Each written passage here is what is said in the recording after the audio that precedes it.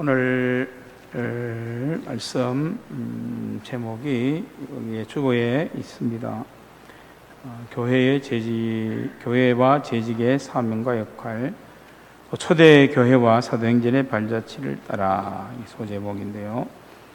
구미 한마음교회 김상기 목사님께서 나오셔서 세미나를 위해서 우리 귀한 말씀을 전해주시겠습니다.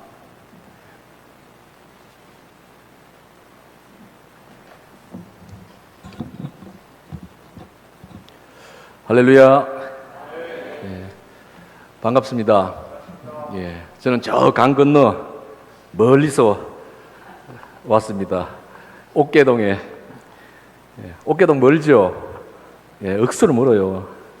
강 건너서 왔는데, 원래 큰 도로 하나만 지나도 거리가 멀다고 그러는데, 강을 건너서 우리 구미 하늘문교회 재직 세미나 또 재직 수련회 말씀을 전하려고 달려왔습니다.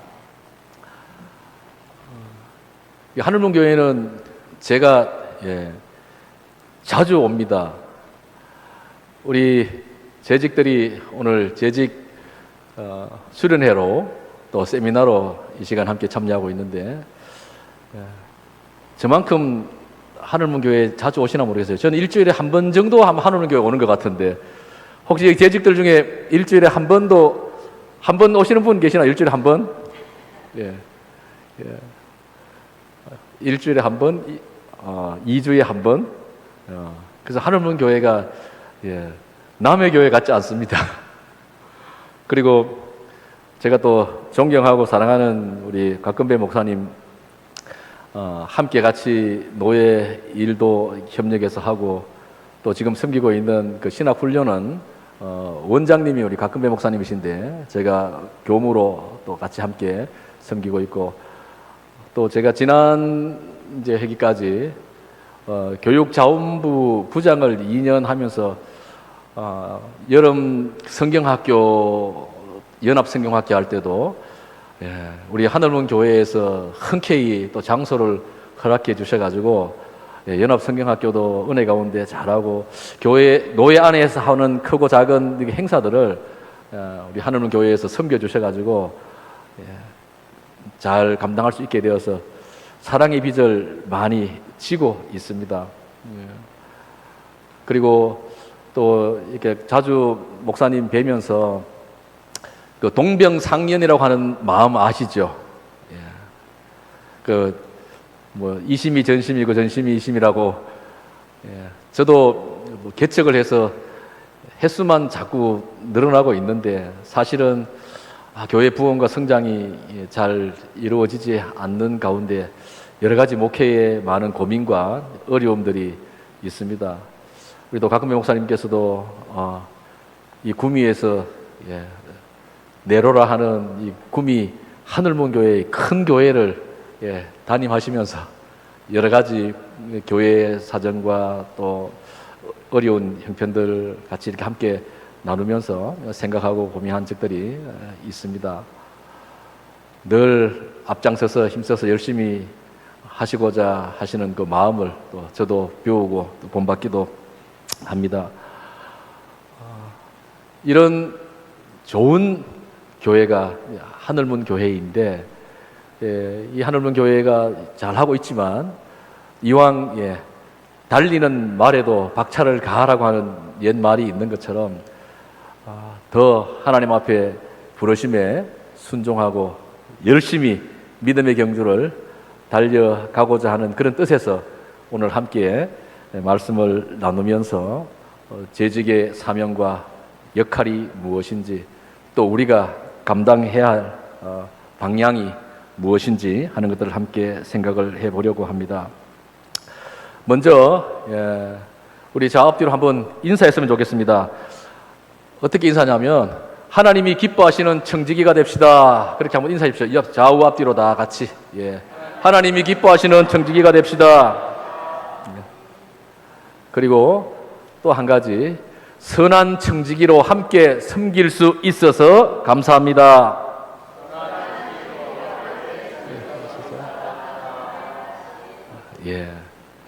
우리 하늘문 교회 성도님들이 선한 청지기로 하나님이 기뻐하시는 그런 재직들이 다 되시기를 축복합니다.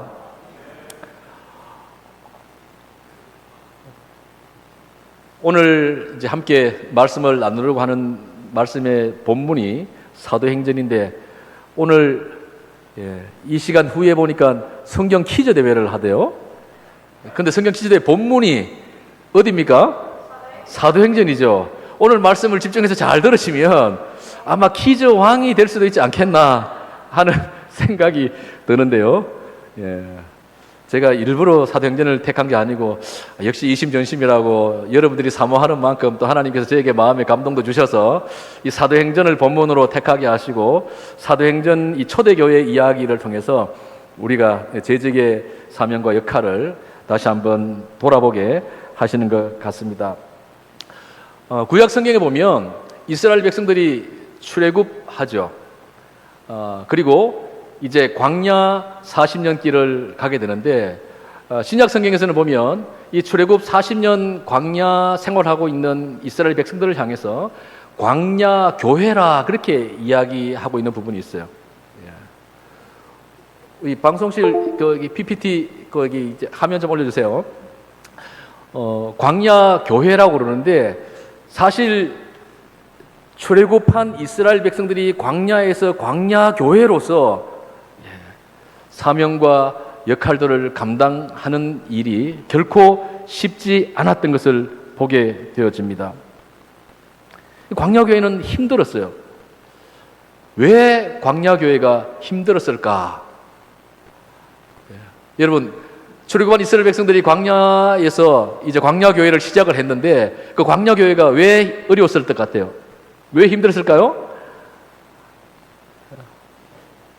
왜 힘들었냐 하면 그 광야 교회에는 모델이 되는 교회가 없었어요. 처음 교회예요. 처음 교회. 그러다 보니까 하나님 말씀을 듣고 어떻게 순종하고 어떻게 나가야 할지, 어떻게 광야교회 공동체가 어떻게 하나님께 예배하고 어떻게 공동체를 섬겨야 할지 이런 부분들을 배우질 못했고 보여주는 교회가 없어서 방황을 했어요. 몇 년 동안이나 방황을 했어요? 무려 40년이나 방황을 했어요. 그래서 결국은 이 출애굽 40년 광야 교회에서 방황한 나머지 약속의 땅 가나안에 들어갔던 사람은 2사람에 지나지 않았어요. 나머지 광야 교회 성도들은 다 어떻게 됐어요? 약속의 땅 가나안에 들어가지 못하고 광야 교회에서 끝나고 말았다는 사실이에요. 자, 그러나 오늘 성령 시대를 살고 있는 교회인 우리들은 방황할 필요가 없다는 거예요. 왜 그럴까요? 자, 첫 말씀을 잘 들었으면 오늘 성령 시대에 사는 우리는 왜 방황할 필요가 없는지 아마 힌트를 얻었을 거예요. 왜 그렇죠? 맞아요. 모델 교회가 있기 때문이에요. 광야 교회는 처음 교회였기 때문에 모델 교회가 없어서 어디로 나가야 할지 어떻게 해야 할지 하나님이 인도하시지만 그들은 우왕좌왕 방황할 수밖에 없었어요.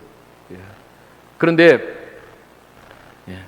오늘날 성령시대에 교회를 섬기고 살아가는 저와 여러분, 우리는 방황할 필요가 없는 것입니다.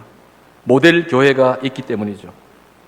그 모델 교회가 바로 초대 교회, 사도행전의 교회들인 것을 볼 수가 있습니다. 그래서 우리가 어떻게 교회를 섬겨야 하고 교회가 무엇인지, 교회가 나가야 할 방향이 무엇인지, 교회의 사명과 목적이 무엇인지 이런 부분들을 초대교회를 통해서 사도행전에 나타나는 교회를 통해서 그리고 또 우리 앞서 믿음의 경주를 달려갔던 많은 신앙의 선배들을 통해서 교회로서 사명과 역할들을 감당할 수 있는 것이 무엇인지를 배우게 되죠. 그런데 오늘날도 여전히 교회는 방황하고 있는 모습들을 볼 수가 있어요. 분명한 교회의 방향과 목적이 설정되어 있음에도 불구하고 또 모델이 되어 있는 교회가 있음에도 불구하고 여전히 방황하고 있는 교회가 있고 교회 성도들, 재직들이 있는 것을 보게 되죠. 금년에 총회 국내 선교부에서 통계 자료를 발표한 것이 있는데 그 통계 자료의 내용에 보면 10년 전 교회 우리 통합적 교단의 성도 교인 숫자가 얼마나 됐을 것 같아요? 10년 전에 10년 전에 우리 통합적 교회 성도들이 280만 명 정도 된다고 통계에 나와 있어요. 그런데 10년이 지난 지금 얼마나 될 것 같아요? 일단은 늘었을까요? 줄었을까요? 줄었어요. 늘지 않고 줄었어요. 얼마나 줄었을까요? 자그마치 10년 동안에 60만 명이나 줄었어요. 60만 명 하니까 별로 감이 잘 안 오죠. 많긴 많은 것 같다. 그런데 좀 더 실감나게 우리가 표현하려고 하면 60만 명이 줄었는데 이걸 통계적으로 보면 100명 모이는 교회 6,000개가 10년 동안 문을 닫고 사라져 버렸다는 거예요. 지난 10년 동안에 100명 모이는 교회 6,000개가 문을 닫고 사라졌다. 분명히 모델 교회가 있고 하나님이 기뻐하시는 교회가 어떤 교회인지 분명히 하나님 말씀하시고 지금도 성령님이 우리를 인도하시며 이끌어가고 계심에도 불구하고 이런 통계, 이런 현상들이 우리 앞에 나타나고 있다는 사실이죠. 자, 그렇다면 이 가운데 오늘 말씀을 통해서 교회와 재직의 사명과 역할이 무엇인지 우리 하늘문 교회의 우리 재직들은 정확하게 잘 아셔서 교회가 더 이상 어렵고 힘든 세월을 지나서 부흥하고 성장하고 하나님이 기뻐하시고 원하시는 든든한 교회, 건강한 교회로 세워주시기를 축복합니다. 자, 그러면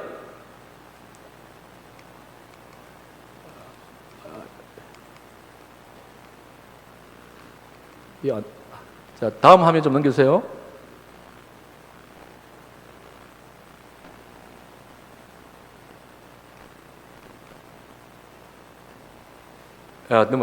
됐네요. 자, 재직의 존재 이유와 소명에 대해서 우리가 생각을 해보려고 하는데요. 재직의 존재 이유가 무엇일까? 재직이 왜 중요할까? 여러분, 먼저 교회를 살펴보면 교회는 보이는 교회와 보이지 않는 교회가 있다고 말하고 있어요. 보이는 교회는 뭘까요? 지금 우리 본곡동에 구미 하늘문 교회가 크게 자리 잡고 있어요. 그래서 앞에 큰 도로를 지나가나 고속도로를 지나가면 구미 하늘문 교회가 잘 보여요. 자, 눈에 보이는 교회는 이 크고 웅장한 교회, 건물을 말하는 것일까요? 아니에요. 성경은 교회가 건물이라고 말하고 있지 않아요. 교회는 그리스도의 몸된 교회 안에 믿음을 가지고 예수 그리스도를 구주로 고백하는 믿음의 사람, 그러니까 한 사람 한 사람을 교회라고 말하고 있어요. 그러니까 저도 교회이고 여러분 한 사람 한 사람이 교회인 거예요. 그리고 전 세계에 흩어져 있는 교회가 다 보이는 교회죠. 제가 여러분 안 보입니까? 제가 보이죠? 저도 여러분 잘 보이거든요. 그래서 예수 그리스도를 구주로 믿는 믿음의 사람 한 사람을 일컬어서 교회라고 말하는데, 그럼 보이지 않는 교회는 어떤 교회냐면, 이 보이지 않는 교회는 하나님만 아시는 교회를 보이지 않는 교회라고 이야기합니다. 이건 하나님만 아시는 교회예요. 저나 여러분이나 믿음을 가지고 교회로서 신앙생활을 하고 있어요. 그러나 하나님이 보실 때 누가 진짜 교회인지 아닌지는 누구만 아시는 거예요? 하나님만 아시는 것이죠. 그래서 저와 여러분 우리 모두가 다 하나님이 아시고 하나님이 인정하시는 그런 교회로 세워져 나가기를 축복합니다. 자, 이 교회를 든든하게 세워나가고 하나님의 나라 복음을 위해서 쓰임받도록 부르신 사람들을 교회를 섬기고 교회의 중임을 감당하는 역할을 하는 분을 우리가 재직이라 그렇게 이야기하는데요. 교회 안에 재직이 필요한 이유가 뭘까? 왜 교회 안에 재직이 중요할까 하는 것이죠. 자, 왜 재직이 중요하면 글씨가 조금만 해서 저는 노란 글씨 잘 보이나요? 잘 안 보이시죠? 예. 자, 교회가 중요한 이유는 구미 하늘문 교회 공동체가 건강하게 서고 하나님의 사명을 감당하는 데 있어서 재직의 섬김과 헌신이 중요하다는 거예요. 여러분, 교회는 목회하는 목사 혼자서 모든 짐을 짊어지고 사역하는 공동체가 아니라는 거예요. 요즘 이제 주변에 좀 이렇게 큰 교회들이 이제 담임 목사님이 은퇴하시고 후임 목회자를 새롭게 세우는 교회들이 있어요. 그런데 대부분 요즘 후임 목회자를 세우는 기준이 뭐냐 하면 젊은 목사를 찾고 있어요. 젊은 목사. 40대 초반 내지는 중반 정도 되는 젊은 목사를 찾고 있어요. 왜 그럴까요? 우리 교회 젊은 목사님이 오시면 우리 교회가 부흥될 것 같아. 우리 교회가 잘 될 것 같아. 뭔가 젊은 목사님은 좀 다를 것 같아. 이런 기대감이 있어서 그런지 모르지만 젊은 목사님들을 찾고 있어요. 그래서 몇몇 교회들이 젊은 목사님을 청빙해서 후임 목회를 담당하게 했어요. 그런데 결과는 어떨까요? 정말 젊은 목사님들이 오셔가지고 그 젊은 패기를 가지고 힘과 열정을 가지고 목회해서 교회가 점점 더 부흥하고 성장하고 하나님 나라가 확장되어 나갈까요? 그런데 그렇지 않더라고요.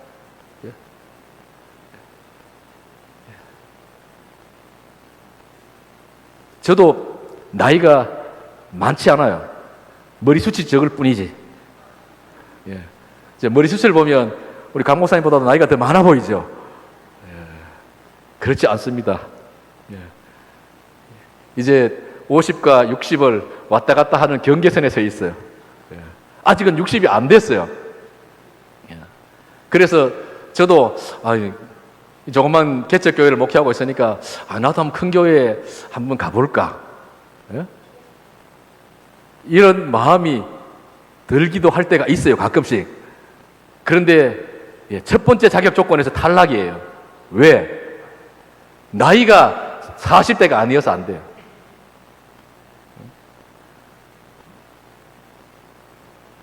그런데 교회를 섬기는 것은 여러분 젊은 목사가 젊은 나이로 젊은 패기로 교회를 섬기는 게 아니에요. 교회는 말 그대로 그리스도의 공동체, 믿음의 공동체예요. 교회 안에는 정말 많은 사랑과 섬김과 나눔과 헌신이 필요한 공동체예요. 제가 아직 60도 안 됐지만 제가 요즘 젊은 목회자들을 바라다 보면서 느껴지는 것들이 있어요. 우리하고 달라도 너무 다르다. 목회자로서 기본적으로 가진 마인드, 생각이 달라도 너무 다르다는 거예요.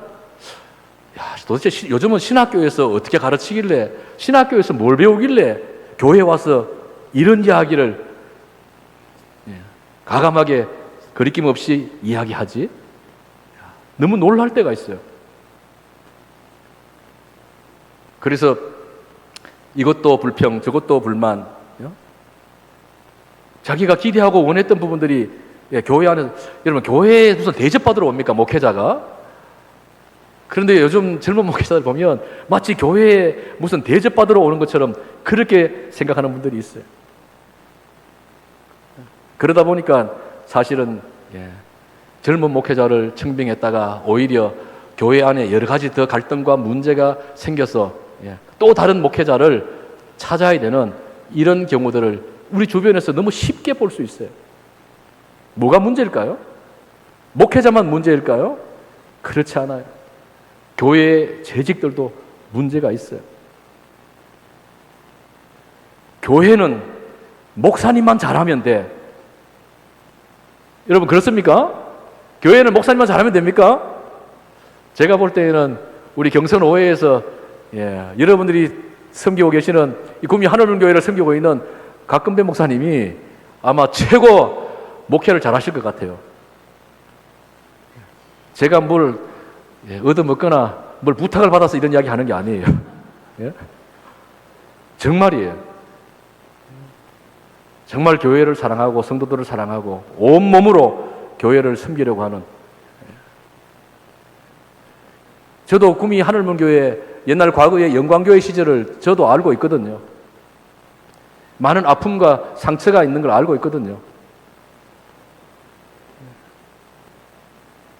그런데 여러분들께서 이 곽금배 목사님을 담임 목사님으로 청빙하게 된 것은 정말 여러분들이 기도하시고 하늘문교회를 사랑하는 마음이 있어서 올바른 선택을 한 것이라고 저는 여겨지거든요.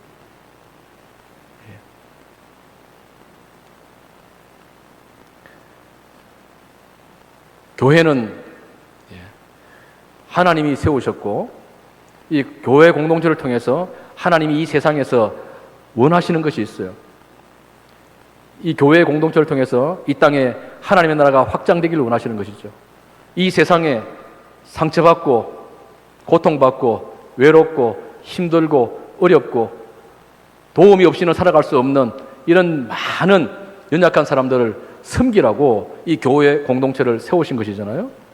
그런데 이 교회 공동체를 세우셔서 이 교회 공동체를 통하여서 섬겨야 할 일꾼들을 하나님이 재직이라고 하는 이름으로 세우셨단 말이죠. 그리고 이 재직들이 정말 하나님의 사명을 감당하는 데 있어서 온전한 섬김과 헌신이 있어야 한다는 사실을 깨닫게 되어집니다. 재직이 교회 안에 꼭 필요한 이유가 바로 목사 혼자서만 교회를 섬기고 이끌어 나갈 수 없기 때문에 함께 동력하고 협력하는 재직이 필요한 것이죠. 이것이 재직의 중요합니다. 자, 그러면 우리가 왜 재직으로 부름을 받았을까요? 내가 하나님의 탁월한 특별한 은사 아니면 능력을 받았을까요? 내가 그래도 남들보다는 뭐 조그마한 것 하나라도 더 잘하는 게 있으니까 하나님이 나를 택하셔서 재직으로 불러주신 것 아닐까? 여러분 이런 마음이 있습니까? 하나님이 우리를 재직으로 세우신 이유는 바로 하나님의 나라와 교회를 세우는 거룩한 소명이 있기 때문에 저와 여러분을 재직으로 부르신 줄로 믿습니다. 이 시간 하나님이 나를 하나님의 나라 위해서 재직으로 불러주셨다고 하는 이 자긍심을 가지시길 바랍니다. 그리고 하나님이 나를 재직으로 불렀다면 내가 재직으로서의 사명과 역할을 잘 알고 열정을 가지고 충성하는 재직이 되시기를 축복합니다. 초대교회 비전이 있습니다. 초대교회 비전은 바로 하나님이 기뻐하시는 공동체가 되는 것이었습니다.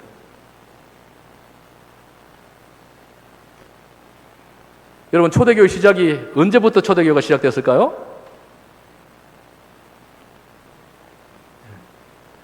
초대교회, 교회의 시작은 여러분 언제부터일까요? 사도행전 여러분 퀴즈대회 한다고 성경을 많이 읽어보셨을 거 아니에요? 사도행전에 보면 교회의 시작이 나오잖아요. 사도행전에서 교회의 시작은 어디죠? 마가의 다락방이에요. 마가의 다락방에서 오순절 성령 강림 사건이 일어나죠. 예수님께서 부활하시고 40일 동안 이 세상에 계셨어요. 그러면서 10여 차례 부활하신 모습으로 제자들에게 나타나셔서 제자들을 위로하시고 격려하시고 제자들을 굳건하게 세워가시죠. 그러시고 난 후에 이제 40일이 되어질 때 예수님께서 성천하십니다.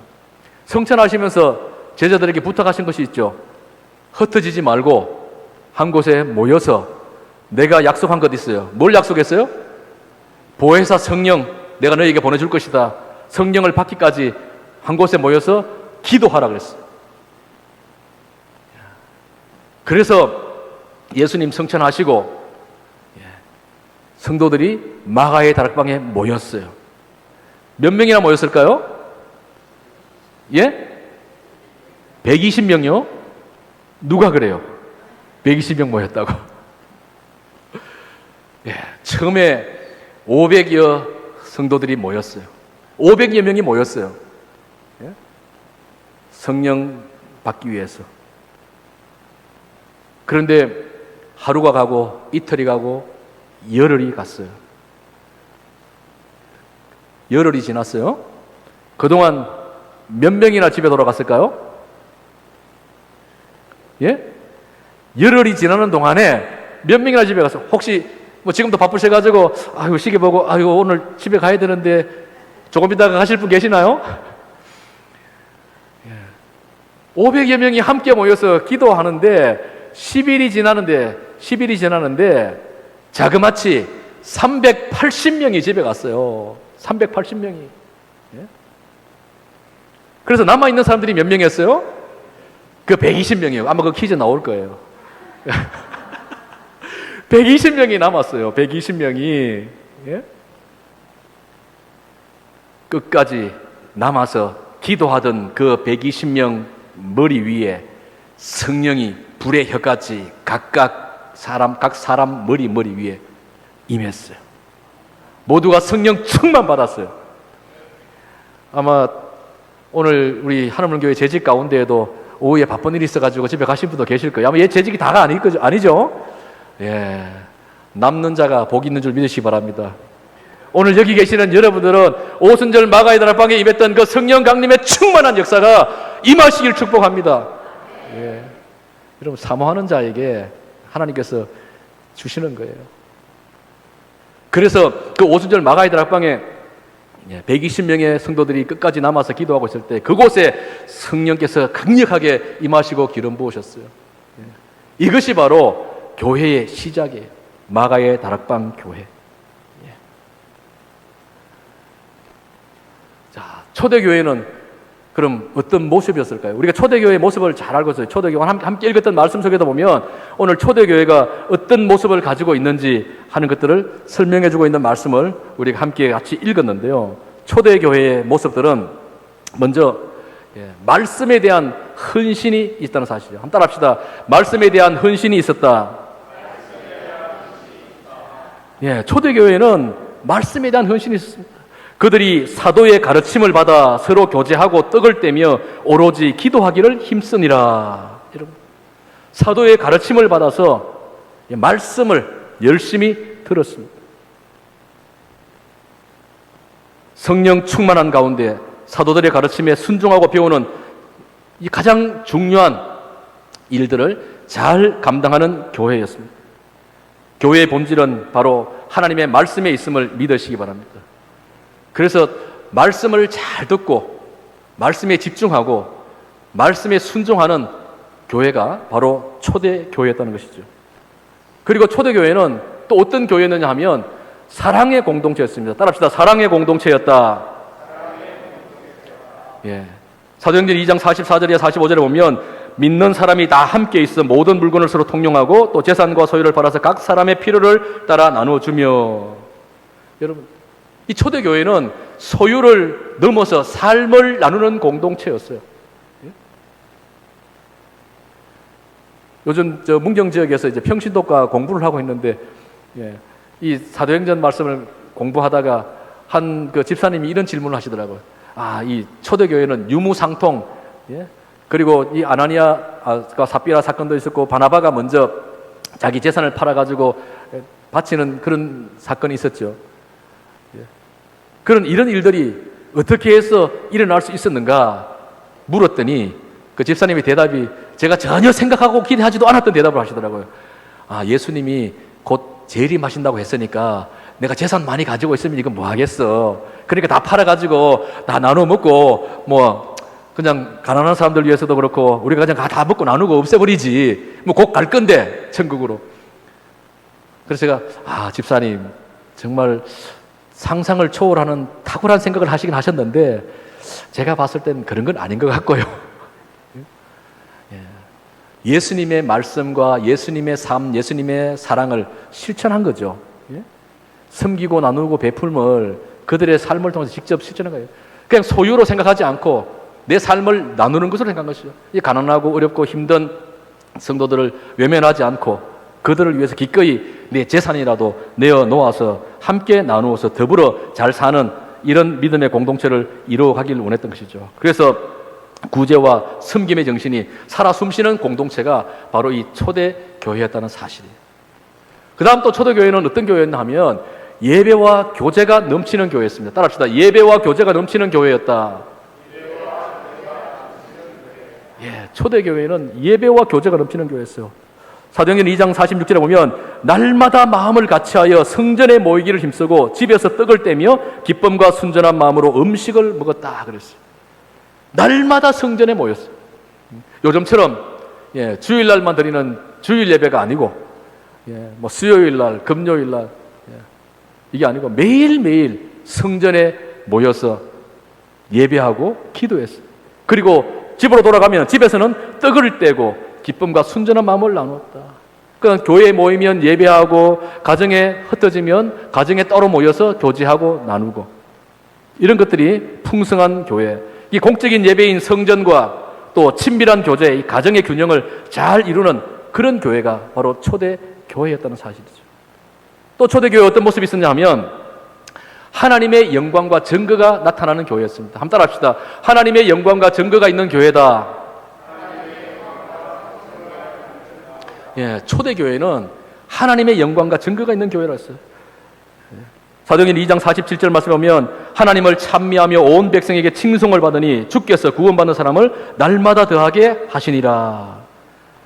초대교회의 모습은 세상에 아름다운 영향력을 끼쳤고 이것이 곧 복음의 확장과 구원받는 자가 날마다 늘어나는 증거로 나타났다는 거예요.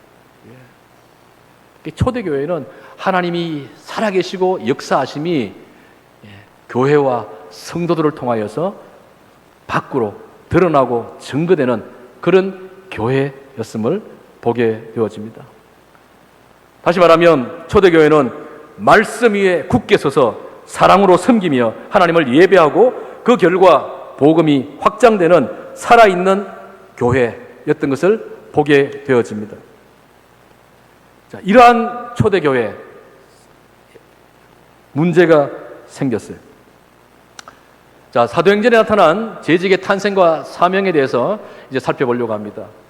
이렇게 초대교회가 탄생되었고 초대교회가 날마다 부흥하고 성장했어요. 여러분 잘 아시는 대로 베드로가 한 번 설교할 때에 몇 명이 회개하고 돌아왔다 그랬어요? 3,000명이 한 번에 3,000명이 회개하고 돌아오는 역사가 일어났어요. 때로는 5,000명이 회개하고 돌아오는 역사가 일어났어요. 그 초대교회 예루살렘 교회는 놀라운 부흥과 성장을 이루는 교회로 급성장하게 됐던 것을 보게 되어집니다. 자, 이런 교회에 왜 재직이 필요했을까? 자, 초대교회에 재직이 탄생하게 된 원인이 무엇인가? 여러분, 뭐가 원인일 것 같아요?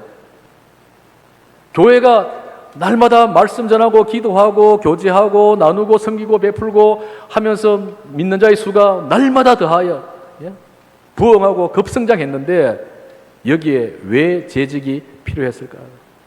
무엇 때문에? 한번 따라합시다. 교회의 성장과 갈등. 교회가 성장해서 부흥해서 좋았는데 이 좋은 것으로 끝나지 않고 교회의 성장과 함께 찾아온 것이 있었어요. 그게 뭐냐면 갈등이었어요. 문제였어요. 어떤 문제가 생겼느냐 하면 사도행전 6장 1절 말씀에 보면 그때의 제자가 더 많아졌는데 헬라파 유대인들이 자기의 과부들이 매일의 구제에 빠짐으로 히브리파 사람을 원망하니 그랬어요. 초대교회가 잘한 것이 사랑의 교제와 나눔이 있었다 그랬잖아요. 그런데 교회가 급성장하고 부흥하면서 성도의 숫자가 점점 많아지니까 헬라파 유대인과 히브리파 유대인 사이에 과부들이 있었는데 누가 소외됐어요? 헬라파 유대인 과부들이 소외되기 시작했어요. 매일의 구제에서 빠졌다는 거예요. 아니 히브리파 유대인 과부들은 빠지지 않고 매일매일 먹을 것을 받고 구제를 받게 되었는데 왜 헬라파 유대인 과부들에게는 홀대하냐, 소홀히 하냐, 이제 배가 부르냐, 막 이런 이야기가 막 나오기 시작한 것이죠. 교회에 큰 문제가 생겼어요. 근데 이 문제를 어떻게 해결했을까요? 여러분, 교회 안에 나타나는 갈등, 문제, 해답은 어디에 있습니까? 초대교회를 찾아보면 문제의 해답이 다 있어요. 그래서 우리는 이미 세워진 교회들, 모델 교회가 있기 때문에 그 모델 교회를 잘 살펴보면 오늘 우리 교회가 나가야 할 방향이 무엇인지를 찾게 되는 거죠. 교회가 막 성장하고 부흥하고 좋았는데 이런 일로 인해서 교회 안에 기류가 갈등이 생기고 싸늘해지기 시작했어요. 이때 사도들이 중요한 결단을 하게 됩니다. 어떤 결단을 하게 되냐면 사도들이 지혜로운 선택을 하게 되어집니다. 어떤 지혜로운 선택을 하게 되냐면 사도는 본분이 뭐냐 하면 기도와 말씀 전하는 사역이 사도의 본분이에요. 오늘날로 말하면 목회자의 본분은 뭐예요? 목회자가 뭐 나가가지고 막 빵 굽고 뭐 나가가지고 막 몸으로 섬기는 것 물론 목회자도 해야 되지만 이게 목회자의 본분이 아니거든요. 목회 사역의 본질은 기도와 말씀이에요. 그래서 사도들이 지혜로운 결단을 하게 되죠. 우리는 앞으로 기도하고 말씀 전하는 사역에만 집중할 테니까 이제 구제하고 성도들을 돌보고 보살피고 나누고 섬기고 하는 이런 일들은 누굴 통해서 하자는 거예요? 재직을 통해서 하자는 거예요. 재직. 집사님을 세워서 하자는 거였어요. 자, 그러면 어떤 집사님을 세울 거냐? 어떤 집사님을 세울 거냐? 여러분, 어떤 집사님 세우면 좋겠어요? 얼굴 잘생긴 집사님? 돈 많은 집사님? 아니면 시간 많은 집사님?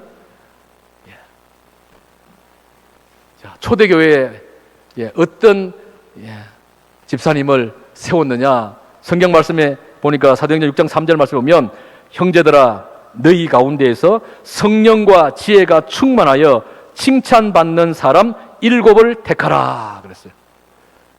자, 어떤 사람을 택하라고 그랬어요? 이게 중요합니다. 초대교회 집사 선택의 기준이 뭔가? 이거 퀴즈에 나올 거예요, 이것도.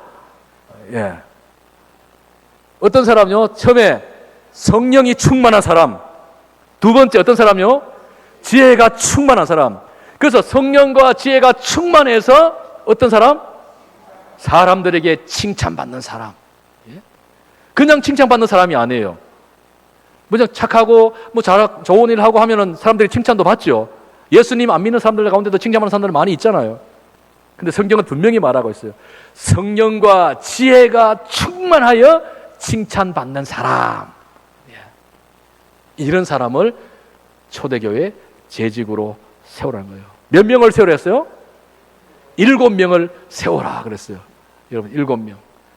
옛날에 저희들이 성경 퀴즈 하고 이렇게 하면 초대교회 7 집사 이름을 말하세요 이렇게 이야기했어요. 퀴즈를 내면 7 집사님 이름 여러분 다 외우셨어요? 못 외우셨죠? 큰일 났네요. 어떻게 합니까? 우리 잘 아는 집사님 있죠. 서대반 집사님도 있고 빌립 집사님, 또 누가 있어요? 보로고로, 니가노르, 디몬, 바메나, 니골라 이렇게 7 집사님이 있죠. 그런데 이 7 집사님 가운데 보면 우리 초대교회에 정말 훌륭한 분, 정말 성경에 사도행전에 보면 많이 나오는 한 분이 빠졌어요. 7 집사에. 누가 빠졌어요? 예? 이분 이름이 꼭 7 집사 이름에 들어가야 될 것 같은데 빠진 사람이 있어요. 누굴까요? 권사님, 어떻게 아셨어요? 바나바. 바나바예요.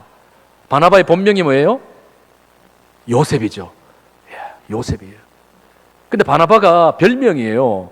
요셉이 진짜 이름이에요. 근데 진짜 이름보다도 별명이 더 많이 알려져 가지고 우리는 바나바로 알고 있지 요셉 잘 몰라요. 왜 바나바예요?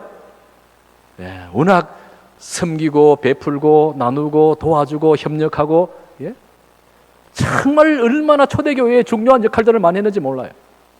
그런데 이런 바나바가 7 집사에 빠졌다는 사실 여러분 아십니까?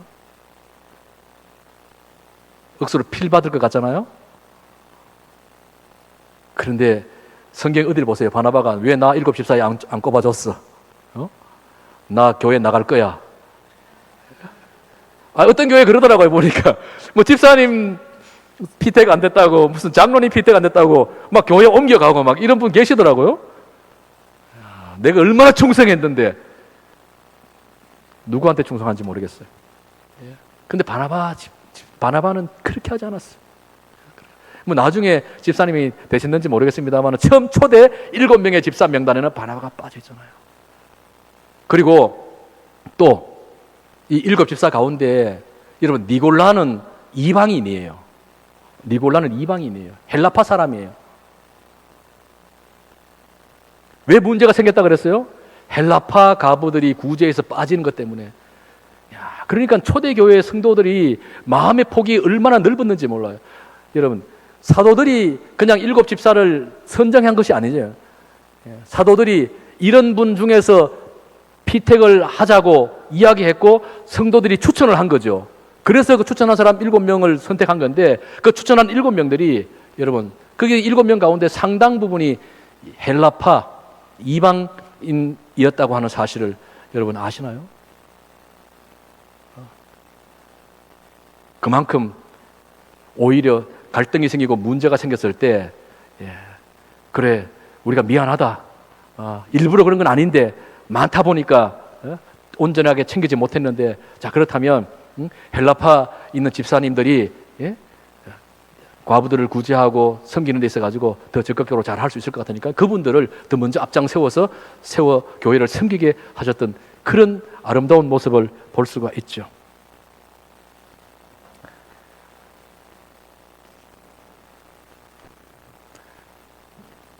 자, 여러분, 이 초대교회는 이런 교회였어요. 초대교회는 이런 교회였어요. 그래서 저마다 주어진 역할과 사명들을 잘 감당했어요. 그래서 단순히 7 집사 재직을 뽑아가지고 세워가지고 그저 행정적인 문제 처리하는데 이 일을 위해서 재직을 뽑아 세운 것이 아니라는 것이죠. 더 나아가서는 복음을 확장하기 위해서 이들을 뽑아서 세웠고 초대교회 보면 집사님들이 그저 구제하는데 돕고 섬기고 이 일만 한 게 아니에요. 여러분 잘 아는 서대반 집사님 최초의 순교자잖아요. 아유, 퀴즈 대회 정답을 알려줬네요. 최초의 순교자인 서대반 집사님이 뭘 하다 돌에 맞아 죽었어요? 복음 전하다가 돌에 맞아 죽었어요. 빌립 집사님이 어디 가서 복음을 전했어요? 저 멀리 사마리아 지역까지 가가지고 복음을 전했어요.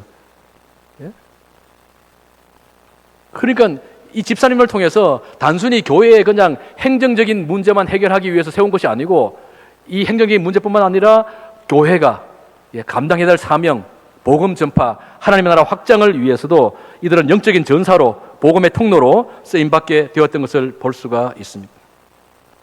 자, 그렇다면 이제 결론적으로 오늘날 구미 하늘문 교회 재직으로서 부름받고 선택을 받았는데, 그럼 나는 오늘 어떻게 이 재직의 사명과 역할을 감당해야 할 것인가 하는 것이죠.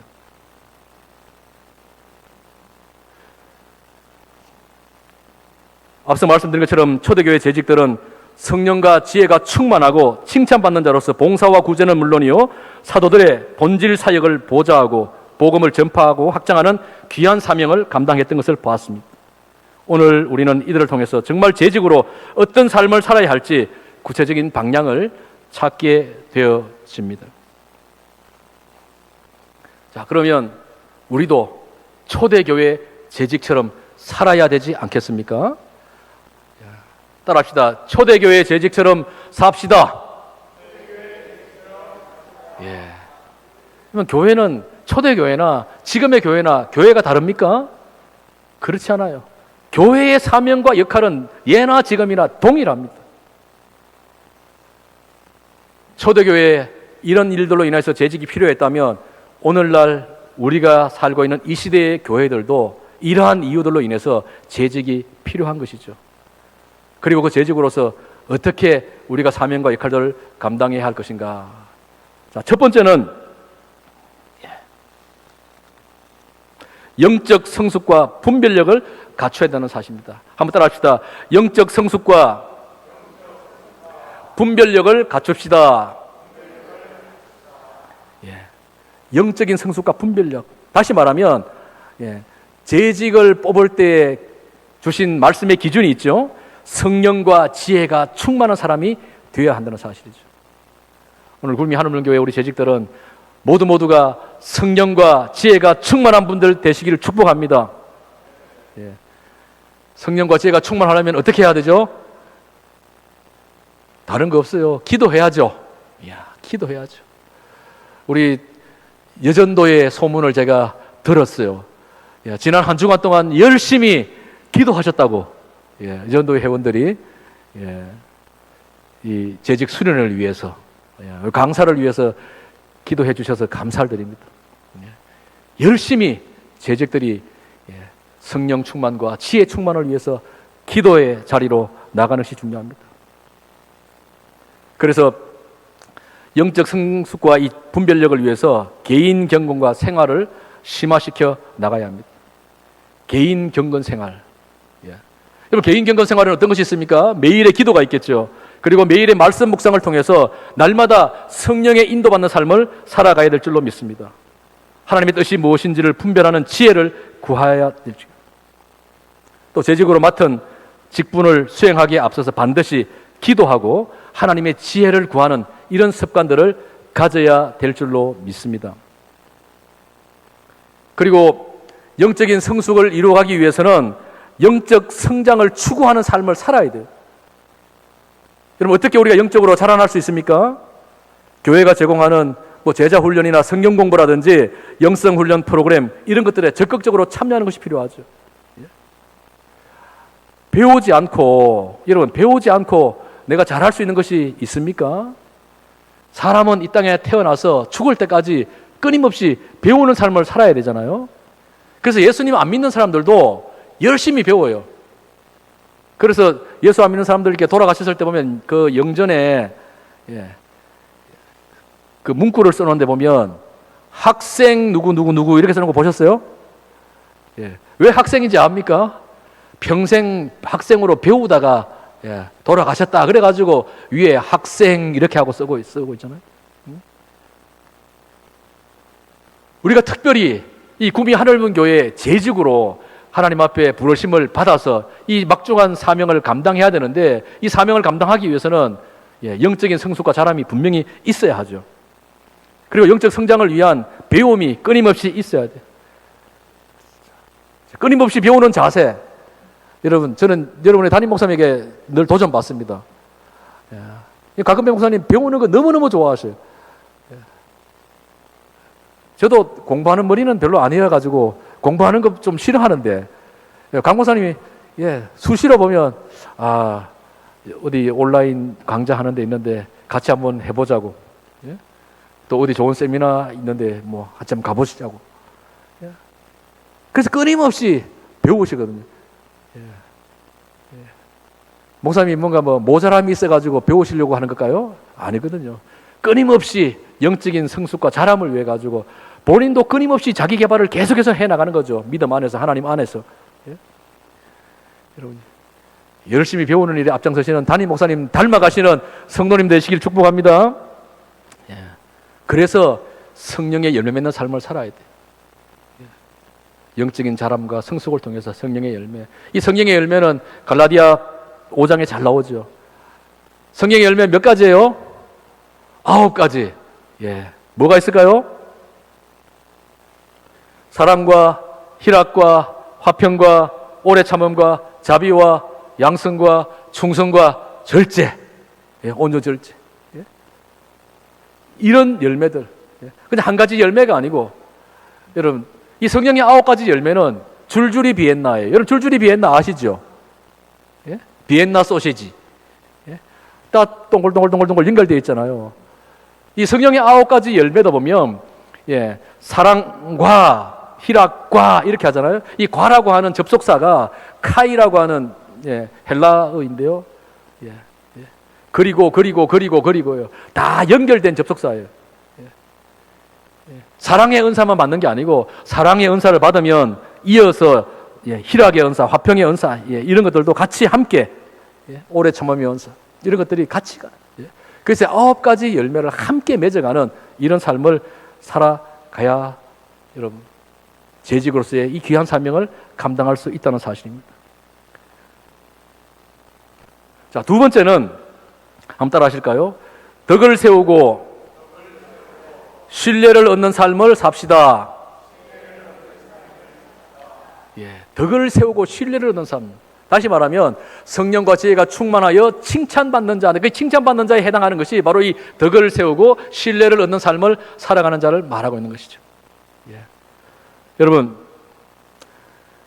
세상 속에서 빛과 소금의 역할을 감당하는 삶을 살아야 합니다. 예수님 말씀하셨잖아요. 너희는 세상의 빛이라, 너희는 세상의 소금이라 말씀하시잖아요. 직장과 가정과 이웃, 여러 가지 삶의 모든 영역에서 그리스도인으로서 정직하고 성실하게 살아서 모범이 되는 삶을 살아야 될 줄로 믿습니다. 그래야 주변 사람들이 나를 보고 칭찬하겠죠. 예수 믿는 사람들이 깍쟁이로 살면 안 되잖아요. 예수님 믿는 사람들이 무법천지로 살면 안 되잖아요. 그럼 칭찬이 아니고, 예, 불평, 불만, 원망이 돌아오겠죠. 그래서 정말 오늘날 우리 구미 한울문교회를 잘 섬기는 재직이 되기를 원한다면, 예, 덕을 세우고 신뢰를 얻는 삶을 살아야 되겠는데, 먼저는 세상에서 빛과 소금의 역할을 감당해야 합니다. 두 번째는 교회 공동체 안에서의 신뢰를 구축하고 살아가야 됩니다. 교회 공동체 안에서도 여러분 신뢰를 얻어야 돼요. 교회의 재정과 행정, 여러 가지 맡겨진 모든 직무들을 투명하고 정직하게 처리하고 성도들로부터 신뢰를 얻을 수 있어야 하는 것이죠.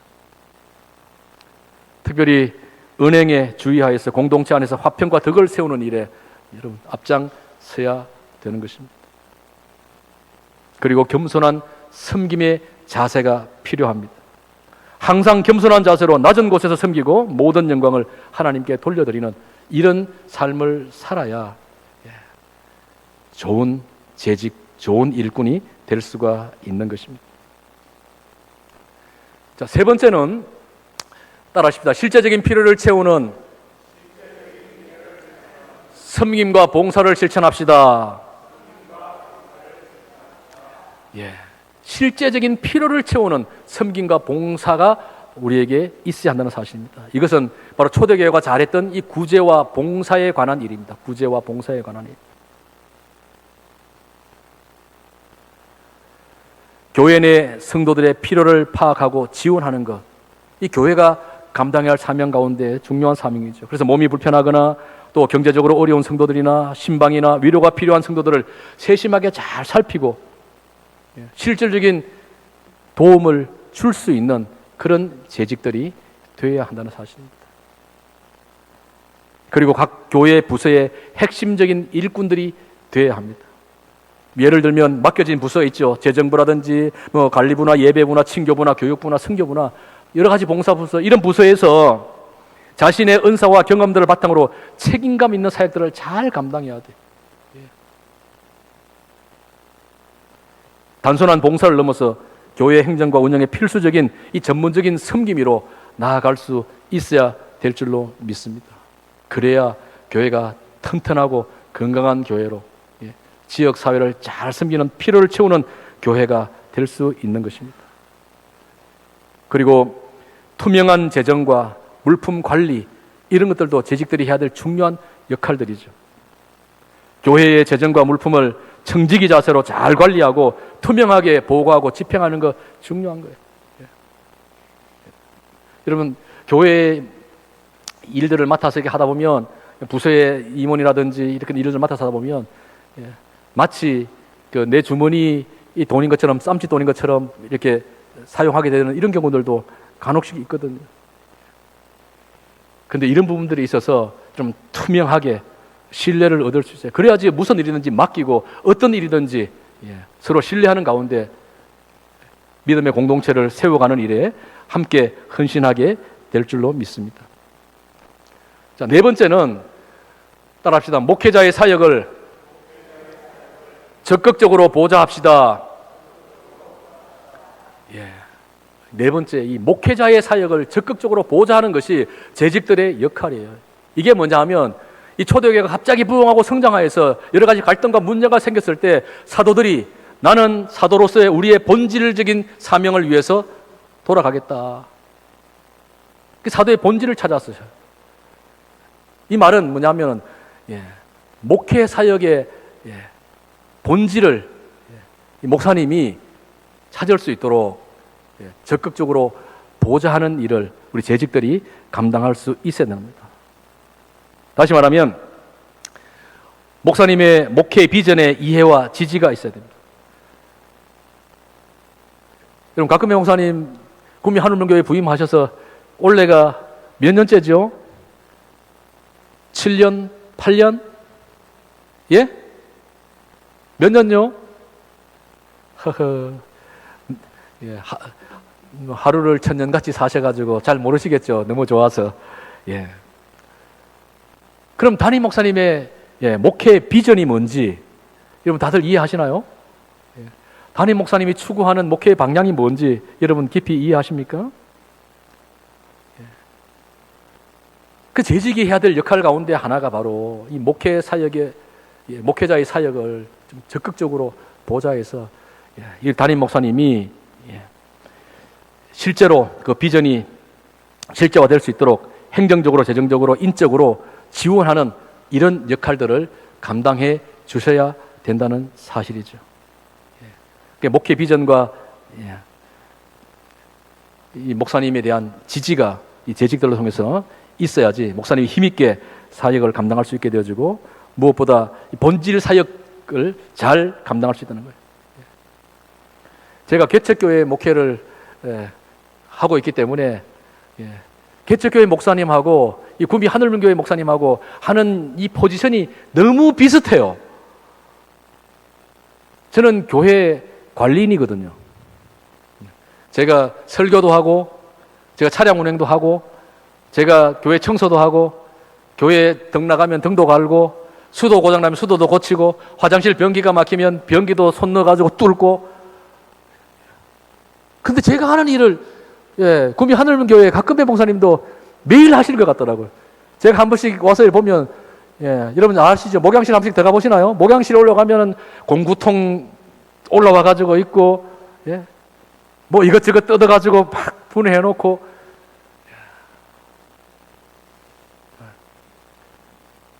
목사님의 본질 사역, 말씀을 전하고 기도하는 이 사역이 본질 사역이잖아요. 이 사역에 여러분 적극적으로 집중할 수 있도록 우리 재직들이 잘 도와주시고 섬겨 주셔야 될 줄로 믿습니다. 그리고 여러분들이 여러 가지 회의에 참여할 때도 그렇습니다. 회의 참여하는 자세도 보면 재직회나 당회 뭐 이런 교회 주요 회의에 참여할 때에도 충분히 준비하고 참여해서 공동체의 덕을 세우는 그런 건설적인 의견들을 제시할 수 있어야 됩니다. 그리고 결정된 사항에 대해서는 순종하고 함께 이루어 나가는 이런 모습들이 필요하죠. 그래야 그 교회가 더욱더 건강하고 튼튼한 교회로 세워져 가게 되어지는 것입니다. 마지막으로 5번째, 따라합시다. 삶 속에서 복음을 증거하고 교회를 확장합시다. 삶 속에서 복음을 증거하고 교회를 확장하는 것입니다. 이것이 뭐냐면 초대교회가 잘한 것 가운데 바로 이 복음 증거와 확장, 그래서 날마다 믿는 자의 수가 더하게 하는 이런 구원의 은혜가 초대교회에 있었잖아요. 우리가 삶 속에서 복음을 증거하고 교회를 확장하는 것이 중요합니다.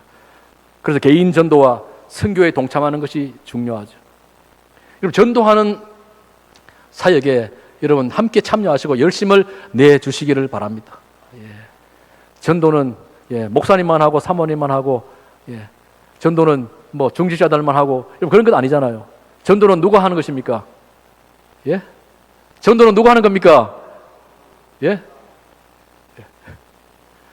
전도는 내가 하는 것입니다. 따라합시다. 전도는 내가 하는 것이다. 누가 하라고 미루는 것이 아니에요. 아유, 나는 말을 잘 못해서, 나는 말주변이 없어서, 뭐 나는 시간이 안 돼서, 나는 뭐. 여러분, 개인 전도와 선교하는 일에 여러분 적극적으로 동참하시고, 저도 저희 한마음교회가 한 100여 명 들어갈 수 있는 좌석인데, 그 교회가 3분의 1밖에 자리가 안 차요. 그냥 30여 명 모여서 그냥 예배 드리니까. 늘 마음이 아프죠. 빈자리를 볼 때마다. 늘 기도하고 있어요. 그래도 벌써 아마 16년, 17년이 지나가는데도, 아마 담임 목사님도 마음이 그러시지 않겠어요? 이 강단에 서서 말씀을 전하실 때마다 비어있는 자리를 바라보면 마음이 얼마나 아프시겠어요. 여러분들도 그렇지 않아요? 이 자리에 200명씩 가득가득 차서 예배 드릴 때가 있었잖아요. 그럼 그때로 다시 회복되고 싶은 마음의 열정이 생기지 않습니까? 아, 이제는 그때하고는 세월이 너무 많이 지났어. 사람들도 많이 변했어. 달라졌어. 그렇게 말할 건가요? 아니죠.